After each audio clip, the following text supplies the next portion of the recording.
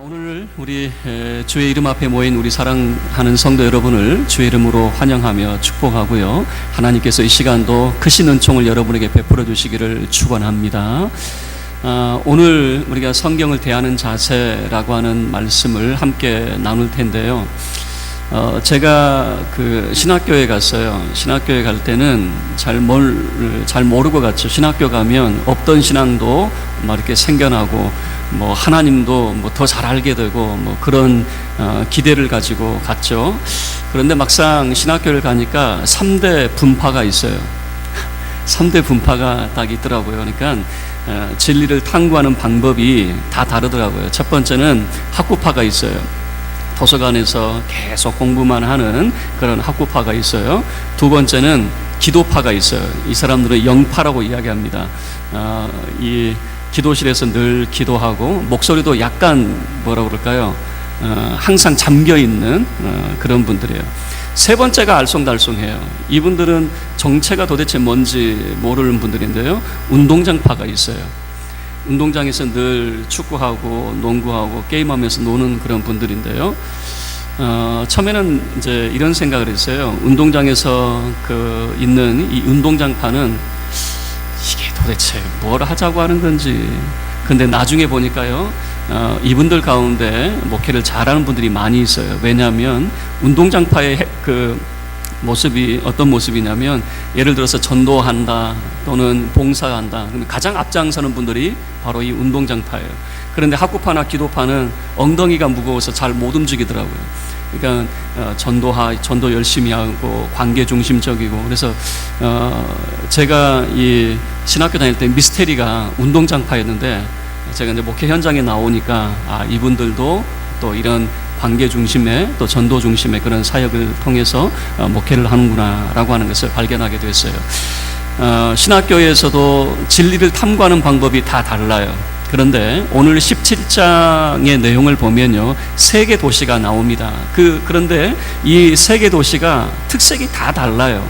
3개 도시는 이제 지난 시간 우리가 데살로니가라고 하는 도시를 우리가 살펴봤고, 이제 오늘 우리가 살피게 될 베레아, 그리고 다음 주에 살피게 될 아덴, 이 아테네라고 하는 3 도시가 17장에 나오는데, 이 도시들이 성경을 대하는 그런 자세가 너무너무 달라요. 데살로니가 같은 경우는 지난 시간 우리가 살펴봤지만, 유대인들은 그들의 시기심, 지나친 감정으로 인해서 이 복음의 말씀을 그들은 거절을 하죠. 그러니까 감정에 너무 치우치다 보니까 복음을 거절하는 그런 모습이었어요. 반대로 이제 이 아테네의 모습은요, 너무 이성적이고 너무 논리적이에요. 그래서 이제 소위 말해서 복음을 받아들일 때에도 진리도 한마디로 말하면 말놀이로 만들어버리는, 그냥 철학의 사유화를 시켜버린 거죠. 이런 모습이 이 아테네에서의 모습이었어요. 그러니까 데살로니가는 너무 감정적인 반면에 아테네는 너무 이성적인 그런 모습이 이 두 도시의 모습이었어요. 반면에 이 베레아라고 하는 이 도시는 성경을 대하는 그런 바른 자세를 우리에게 보여주는 그런 도시가 될 것입니다. 자, 그러면 우리가 어떻게 성경을 대해야 되는가라고 하는 것을 베레아를 중심으로 해서 우리가 말씀을 살펴보도록 하겠습니다. 바울은 데살로니가에 더 이상 머물러 있을 수가 없었습니다. 유대인들의 시기심에 의해서 이제 온 도시를 소동을 일으키고 바울을 잡으러 다녔기 때문에 형제들이 밤에 베레아로 바울을 보내게 됩니다. 이 베레아는 그 당시에 조그만 그런 소도시였을 것이고요.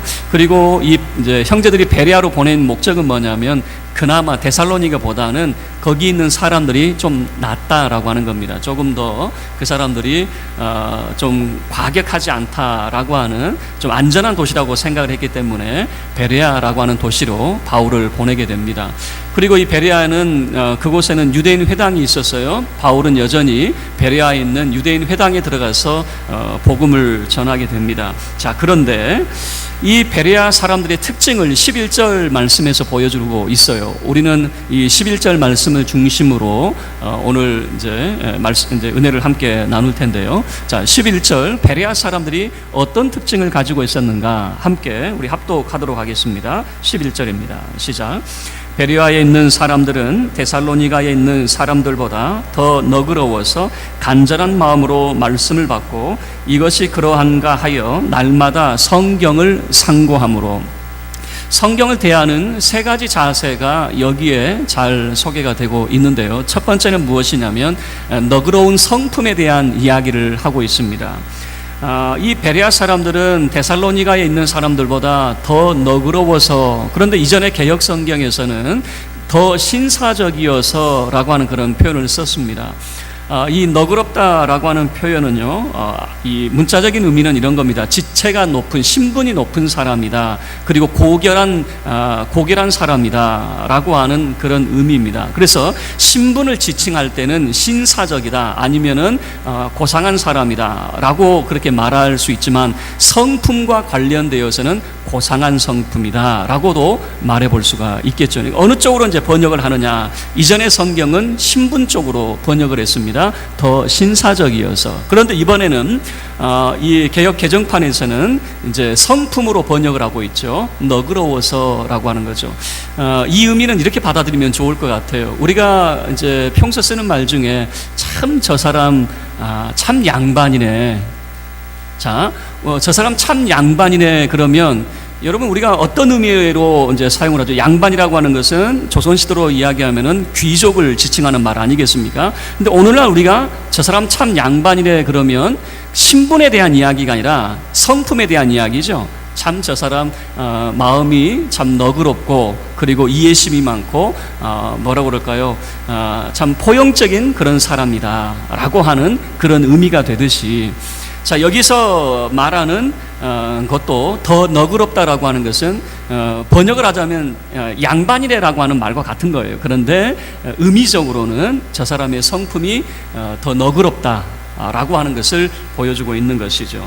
여러분, 이 너그러운 성품에 대해서 이제 소개를 하고 있는데, 왜 너그러워야 되느냐라고 하는 거예요. 여러분, 이 너그러움이야말로 은혜 받는 가장 기초가 되기 때문에 그렇습니다.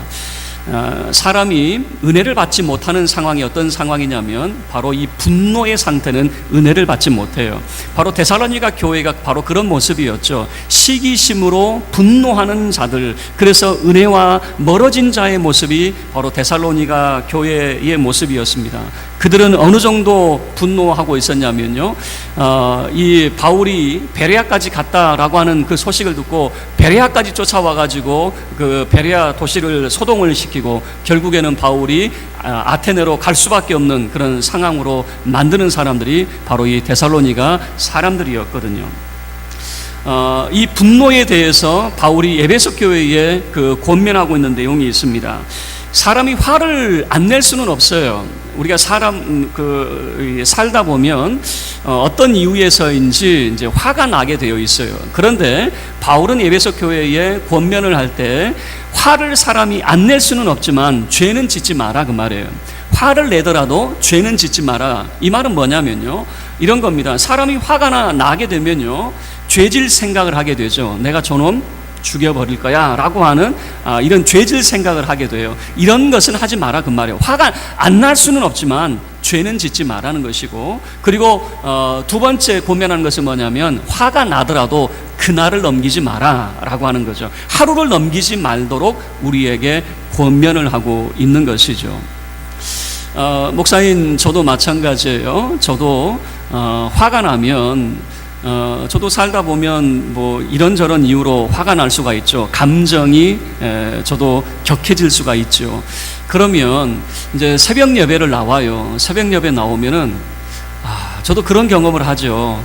내가 어떻게 말씀을 전했는지 기억이 안 날 정도로.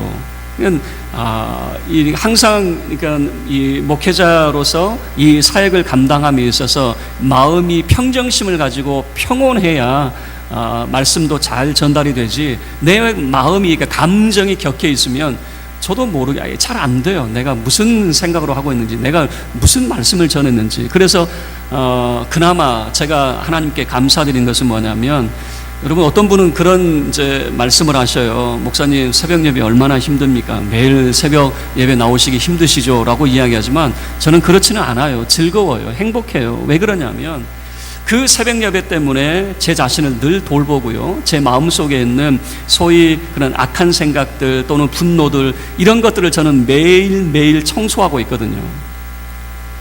그런데 성도분들 가운데 어떤 분들은 그거를 잘 못하는 분들이 계셔요. 계속해서 묵혀놓는 거죠. 어떤 사람과의 갈등을 계속해서 묵혀놔요. 그게 일주일 되고, 한 달 되고, 1년 되고, 10년 되고, 어떤 분들은 이런 생각을 하는 것 같아요. 내가 하나님께 은혜를 받으면 그 묵은 그런 모든 것들은 순식간에 사라질 수 있을 것이다. 제가 경험을 해보니까요, 절대 사라지지 않아요. 한순간에 사라지는 것이 아니에요. 그럼 어떻게 사라집니까? 일주일 된 거는요, 일주일 걸려요. 한 달 묵은 거는요, 한 달 걸려요. 1년 묵은 거는요, 1년 걸려요. 그거 씻겨내기까지 1년 걸려요. 무슨 말이냐면, 우리가 우리 마음속에 분노를 가지고 있고 우리 마음속에 어떤 원한을 가지고 있으면 한순간에 사라지는 것이 아니라 그 묵은 시간만큼 세월이 걸리더라, 그 말이에요. 그래서 가장 좋은 건 뭐냐면 매일매일 씻겨내는 거예요. 매일매일 그 너그러운 마음을 갖는 거예요. 그런데 일반적으로 우리 성도들의 모습을 보면요, 너그러운 자의 그런 모습이 얼굴에서 비춰져요. 그런데 여러분, 너그럽지 못한 자, 정말 세상에서 찌든 때가 묻은, 정말 세상과 맞대어 사는 사람들의 얼굴 표정을 보면요, 얼굴이 이미 일그러져 있어요. 얼굴이 많이 일그러져 있어요. 그러나 하나님의 은혜 가운데 그 마음이 늘 하나님의 은혜로 채워진 분들의 얼굴을 보면요, 뭔지 모르게 얼굴에 광채가 나고요, 얼굴이 밝아요. 자, 성경은 우리에게, 특히 바울은 우리에게 이렇게 권면을 하고 있어요. 에베소서 4장 26절 27절 말씀을 통해서요, 분을 내어도 죄를 짓지 말며 해가 지도록 분을 품지 말고 마귀에게 틈을 주지 말라. 여러분, 이 분을 낸다라고 하는 거, 그런 시기심으로 분노하는 거, 여러분, 이 모든 것들이 바로 마귀에게 틈을 주는 거예요. 다시 이야기하면 마귀에게 틈을 준다는 것은 뭐냐면 은혜에서 멀어진다라고 하는 것을 보여주고 있는 것이에요.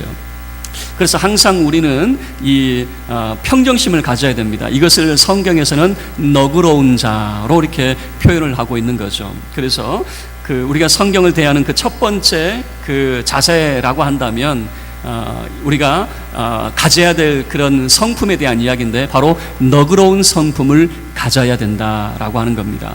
그래서 우리 마음속에 있는 어떤 분노라든가 원한이 있다면요, 여러분, 이것을 씻겨내셔야 됩니다. 항상 우리 마음이 평온한 상태를 가질 수 있도록, 그래야 하나님의 말씀 속에서 우리가 은혜를 받을 수 있기 때문에 그렇습니다.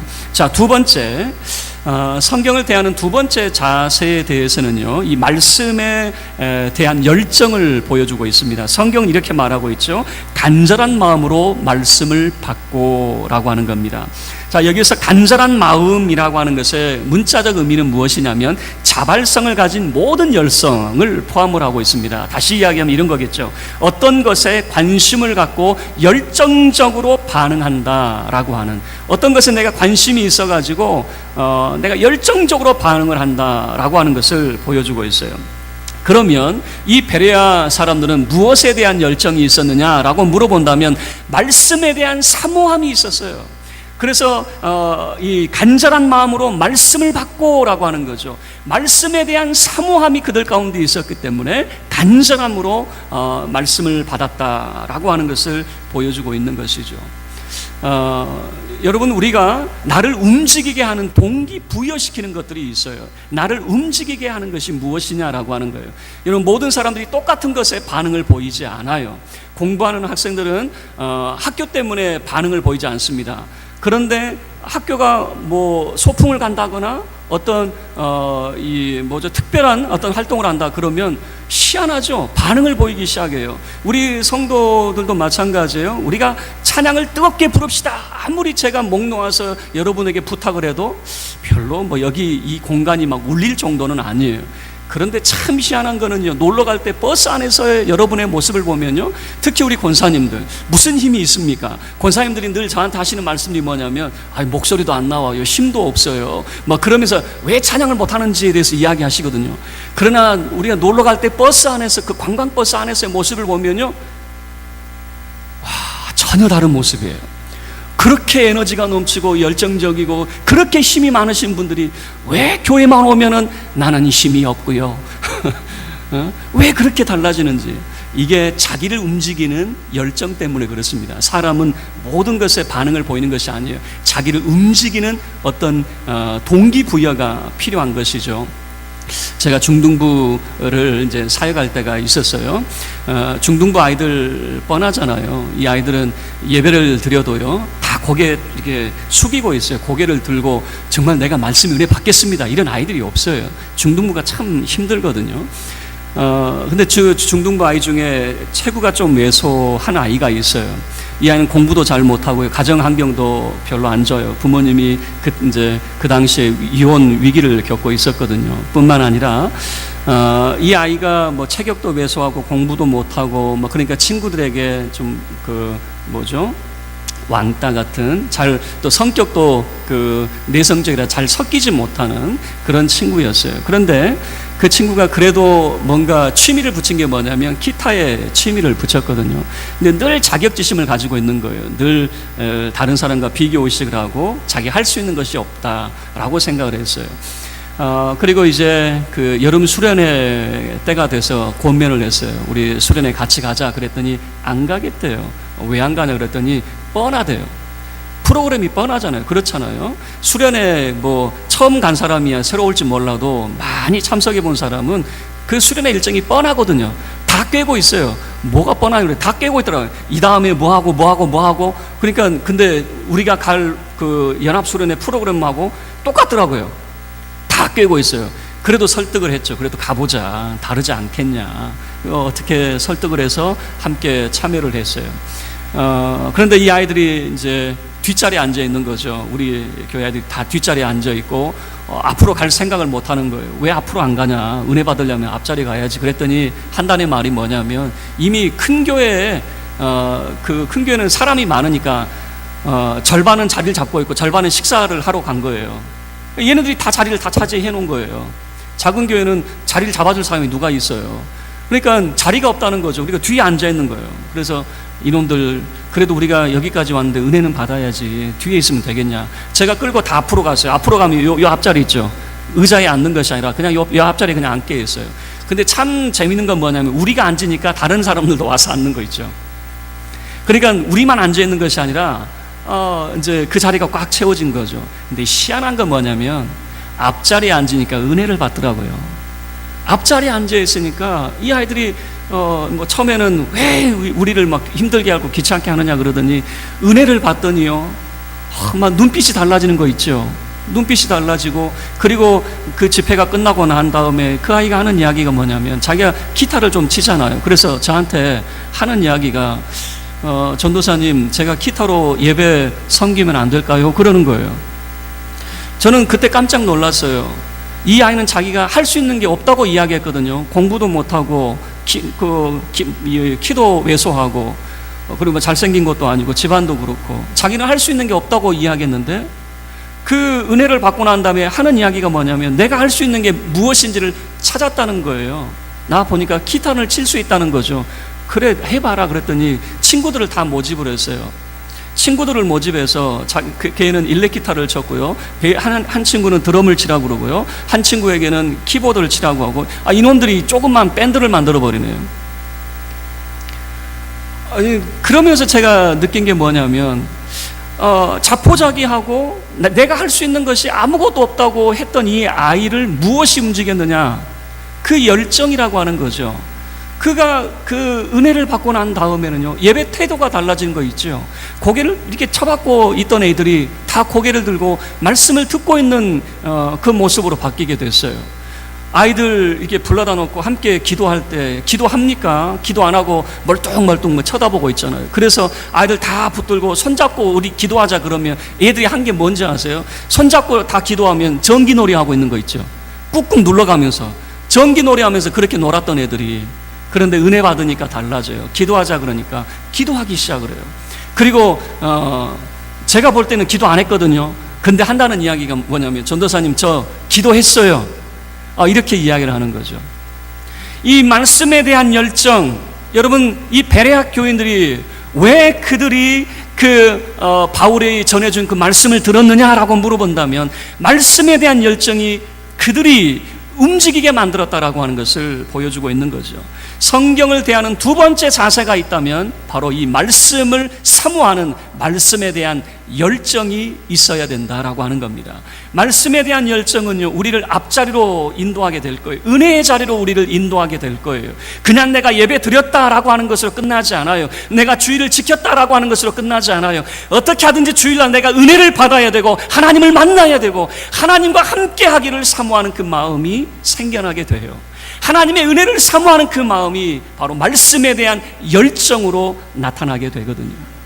이 베레아 성도들을 통해서 우리가 성경을 대하는 두 번째 자세, 말씀에 대한 열정이라고 하는 거죠. 그리고 이제 마지막 세 번째를 살펴볼 수 있는데요, 그들은 이 매일 성경 읽기라고 하는 것을 보여주고 있습니다. 성경은 이것이 그러한가 하여 날마다 성경을 상고함으로 라고 하는 표현을 쓰고 있습니다. 이 상고하다라고 하는 것은 자세하게 찾아보다라고 하는 겁니다. 다시 이야기하면 바울이 전해준 그 말을 그냥 무조건적으로 받아들이는 것이 아니었다 그 말입니다.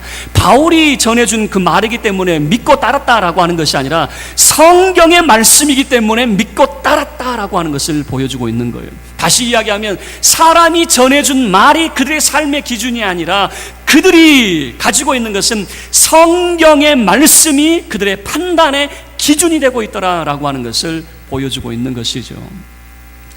아담과 하와 이야기는 제게는 참 충격적인 그런 사건이었어요. 그냥 쉽게 읽어갈 수 있는 그런 이야기지만은요, 저는 아담과 하와가 선악을 알게 하는 나무 열매를 따먹는 그 사건이 굉장히 충격적이었고, 내 삶이 앞으로 이러한 삶이 되어야 된다라고 하는 것을 결정하는 계기가 됐어요. 자, 여러분 잘 아는 이야기입니다. 아담과 하와가 하나님의 심판대 앞에 섰습니다. 하나님이 물어봅니다. 너희들 내가 먹지 말라고 한 선악을 알게 하는 나무 열매를 왜 먹었느냐? 먼저 아담에게 하나님이 질문을 하십니다. 너 왜 그랬느냐 그랬더니 아담이 하는 말이 하나님이 저에게 짝지어 주신 저 여자 때문에, 저 하와 때문에 그랬습니다 라고 그가 이야기를 했죠. 그리고 하와에게 물어봅니다. 너는 왜 그랬느냐 라고 물어봤더니 하와는 뭐라고 이야기합니까? 저 뱀 때문에, 저 뱀이 전해준 말 때문에 그랬습니다 라고 이야기를 하더라고요. 그런데 하나님께서는요, 그래 그러면 모든 잘못은 뱀에게 있구나 그랬습니까? 아담과 하와에게는 그 잘못에 대해서 묻지 않아요? 묻습니다. 거기에 대한 책임을 반드시 묻더라 그 말입니다. 그래서 제게는 이것이 굉장히 충격적이었어요. 사람이 전해준 말, 하와가 전해준 말, 뱀이 전해준 말, 그러나 하나님이 전해준 말씀도 있었다라고 하는 거예요. 하나님이 전해준 말씀은 뭐였습니까? 먹지 말라는 거였어요. 그러나 사람이 전해주는 말, 뱀이 전해주는 말은 먹어도 된다는 거였어요.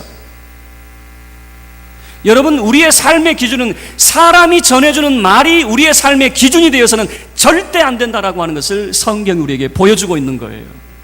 이 사람이 전해주는 말, 저 사람이 전해주는 말, 그 사람이 누군데요? 정말 교계에 대단한 사람인데요.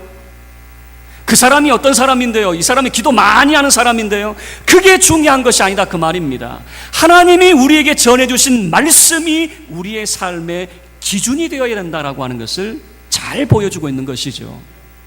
저는 그래서 이 아담과 하와 사건을 통해서 내가 어떤 삶을 살아야 되느냐, 거기에 대해서 제가 결정을 내렸어요. 내 삶에 스스로 책임을 지는 삶이 되어야 되겠다라고 하는 거예요. 스스로 책임을 지는 삶입니다. 핑계 대서는 안 돼요. 다른 사람에게 내가 저 사람 때문에 그랬습니다, 그가 해준 말을 듣고 내가 그랬습니다.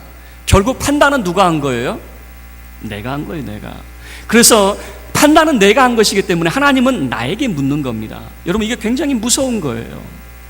목사님이 해주신 말씀이었는데요, 권사님이 해주신 말씀이었는데요, 아니에요. 여러분, 이 베레아 교인들은요, 바울이 전해준 말이었기 때문에 들은 것이 아니라 하나님의 말씀을 통해서, 매일 성경의 말씀을 통해서 그걸 확인해보고 바울이 말한 그 내용이 맞구나라고 하는 것을 확인하게 된 거죠. 그게 무슨 말입니까? 바울이 전해준 말이 뭡니까? 바울이 전해준 말은 성경에서 우리에게 이야기하고 있던 그 사람이 바로 나사렛의 예수 그리스도입니다라고 하는 것이죠. 여러분, 어떤 사람은요, 성경을 백독한 사람이 있었어요. 성경을 백독한 사람이 자기 입으로 성경을 백독을 했다고 그래서 제가 이 사람은 믿음이 좋은 사람이겠구나 라고 했더니 예수는 안 믿는데요. 성경을 백독을 했어도 그 성경을 읽은 이유가 무엇이냐면 그냥 지식적으로 읽은 것이에요. 그런데 여러분, 제가 성경을 대하는 그 자세가 왜 백독을 읽어도 예수를 안 믿을까? 성경을 대하는 자세가 틀려 있기 때문에 그래요. 우리가 매일 성경을 읽어야 되는데 왜 성경을 읽어야 되냐면 이 성경을 통해서 예수 그리스도를 발견하기 위해서예요. 그래서 어떤 분들은 교회에 내가 보고를 해야 되니까 내가 이번 주 10장 읽었습니다, 내가 100장 읽었습니다, 보고해야 되니까 보고용으로 읽는 분들이 있는데, 우리가 성경을 대하는 가장 중요한 것은 무엇이냐면 성경은 예수에 대한 이야기란 말이에요. 성경의 이야기를 통해서 예수님을 발견할 수 있어야 됩니다. 성경을 100번 읽고 1000번 읽는 것, 그게 중요한 것이 아니라 단 한 번을 읽더라도 예수를 만나느냐, 이것이 더 중요하다라고 하는 거예요. 베레아 교인들은 날마다 성경을 상고하는, 그들이 매일 성경을 읽었구나, 그 성경을 통해서 예수 그리스도를 만났다라고 하는 것이 중요하다라고 하는 것입니다.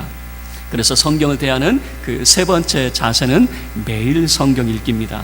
왜 그냥 무작정 읽어내야 됩니까? 라기보다는 목적이 있어요. 그 성경 속에서 예수님을 만나기 위하여 성경을 읽어야 된다라고 하는 거죠. 자, 말씀을 마치도록 하겠습니다. 이 사도행전 17장에서는 참 재미난 세 도시가 소개가 되고 있어요. 참 비교하기 좋은 세 도시예요. 데살로니가 교회는 너무 감정적이에요. 그리고 이 아테네는 너무 이성적이고 너무 철학적이에요. 이 둘은 너무 지나치게 건나가 있어요. 그리고 우리에게 성경을 대하는 올바른 자세, 진리를 대하는 올바른 자세로서 이 베레아 교회를 우리에게 보여주고 있습니다. 베레아를 통해서 특별히 11절 말씀을 통해서 세 가지 내용을 살펴봤습니다. 첫 번째는 너그러운 성품, 항상 평정심을 가질 수 있기를 바랍니다. 여러분, 너그러운 성품이 있어야 돼요. 다른 사람에 대해서 원한을 가지거나 분노하거나 그러면 내가 은혜 못 받아요. 마귀에게 틈을 주는 거예요. 은혜를 받을 수 없어요. 항상 너그러운 성품을 가지셔야 됩니다. 두 번째는 정말 간절한 마음으로 말씀을 받으셔야 됩니다. 이 말씀에 대한 열정이 우리에게 있어야 됩니다. 사모하는 마음으로, 하나님의 은혜를 사모하는 마음으로 항상 말씀을 받을 수 있어야 됩니다. 그리고 세 번째는 매일 성경을 읽는, 그리고 성경을 읽는 목적은 그 성경을 통해서 예수 그리스도를 발견하기 위함이다라고 하는 것입니다. 저와 여러분의 삶이 너그러운 성품, 그리고 이 말씀을 대하는 열정, 또 매일 성경을 읽는 자가 될 수 있기를 바랍니다. 그리고 성경이 우리의 삶의 기준이 되고 성경을 통해서 예수 그리스도를 만나고 성경을 통해서 하나님의 한량없는 은혜를 날마다 힘입어 사는 저와 여러분의 삶이 되기를 주의 이름으로 축원합니다. 우리 모두